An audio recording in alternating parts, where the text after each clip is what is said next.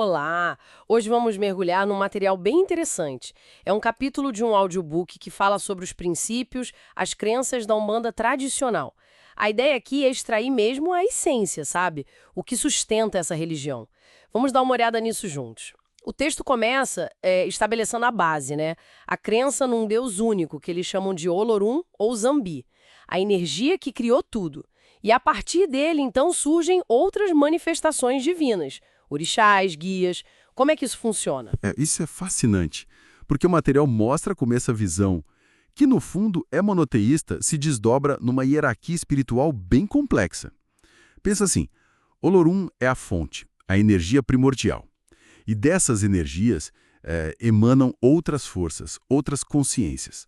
Os orixás, os guias, cada um atuando em níveis diferentes, em aspectos específicos do universo, mas todos, originados dessa única fonte. É uma unidade na diversidade. Entendi. Uma hierarquia que parte do um para o múltiplo, e essa ideia de diferentes níveis e atuações me leva para outros dois conceitos que o texto traz muito juntos: reencarnação e a lei de causa e efeito. A gente passa por várias vidas para aprender, é isso? Exatamente isso. A reencarnação é apresentada como esse ciclo, né? Várias experiências aqui na matéria que são vistas como essenciais para a gente aprender, para o espírito evoluir. E a lei de causa e efeito, que às vezes o pessoal chama de lei do retorno, seria o mecanismo que, digamos, organiza isso tudo. Mas tem um ponto crucial que o material frisa bem. Não é para ser visto como punição divina. Ah, isso é bem importante mesmo. Porque muita gente ouve falar de karma ou causa e efeito e já pensa numa coisa pesada, quase um castigo divino. Mas aqui o foco é outro, então. A perspectiva que o texto traz é de uma justiça, sim, mas focada na educação, no aprendizado. A gente colhe o que planta, claro, mas a ideia é entender as consequências dos nossos atos, sabe? Para ter a chance de fazer diferente, de reparar, de crescer mesmo. É mais uma lei de responsabilidade pessoal voltada para a nossa própria evolução. Não é castigo. Falando em conexão e aprendizado, o texto também dá bastante destaque para a mediunidade.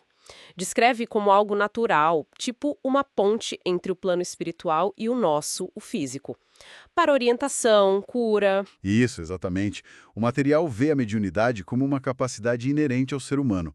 Claro que ela se manifesta de jeitos e intensidades diferentes em cada pessoa. Pode ser incorporação, clarividência, intuição, tem várias formas que são mencionadas. Mas olha, o ponto central não é nem o fenômeno em si. Não. E qual seria então? A finalidade, o propósito. O material insiste muito na necessidade de desenvolver essa mediunidade com o estudo, com disciplina, com humildade e, acima de tudo, com o foco na caridade, no serviço ao próximo. Não é um dom para a pessoa se sentir especial ou para ter benefício próprio, entende? É uma ferramenta para ajudar, para curar, para esclarecer. E nesse processo, todo mundo evolui. Quem ajuda e quem é ajudado. É uma via de mão dupla para o crescimento espiritual. Essa ideia de responsabilidade, de serviço, parece que se liga muito bem com outro pilar que o texto apresenta, que é a busca pelo equilíbrio. Quer dizer, não adianta só desenvolver a mediunidade se a vida aqui, a vida material, está toda desajustada. Precisamente. O material defende que a evolução espiritual não acontece numa bolha, isolada do resto. Ela tem que caminhar junto com a vida material, com a nossa conduta ética, com o autoconhecimento. Valoriza-se muito o respeito, sabe? Por si mesmo, pelo outro, pela natureza. O controle das emoções, a disciplina, não é para negar o mundo material de forma alguma, mas para integrar ele de forma consciente na jornada espiritual. É uma busca constante por essa harmonia, esse equilíbrio dinâmico entre o corpo, mente e espírito. Integrar tudo.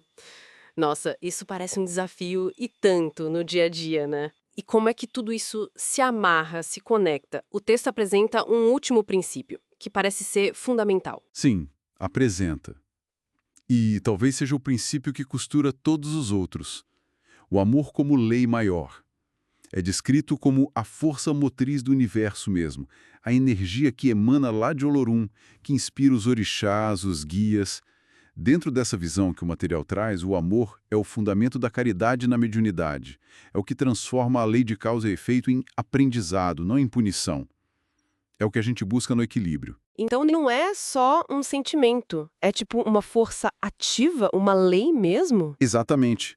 É a base do acolhimento, da orientação, da transformação que a Umbanda, segundo o que está no texto, busca oferecer. Uma abordagem que quer curar, reconciliar, em vez de ficar julgando ou condenando. Esse amor, ele permeia a relação com o divino, com a gente mesmo e com todo mundo. É o grande elo que conecta tudo. Fascinante, realmente. Então, para a gente recapitular um pouco o que a gente viu nesse capítulo, temos esses pilares.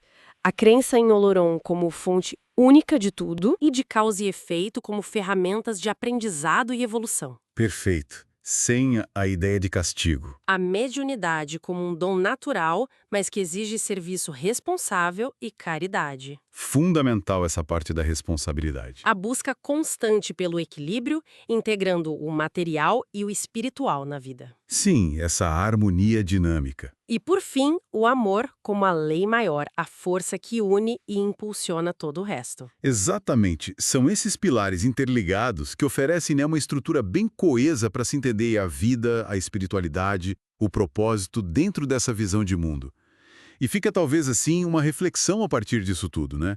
Se a gente levasse realmente a sério essa busca consciente por integrar o espiritual e o material com equilíbrio, com amor, como será que isso poderia redesenhar as nossas ações, as nossas prioridades mais básicas do dia a dia? Fica aí para pensar.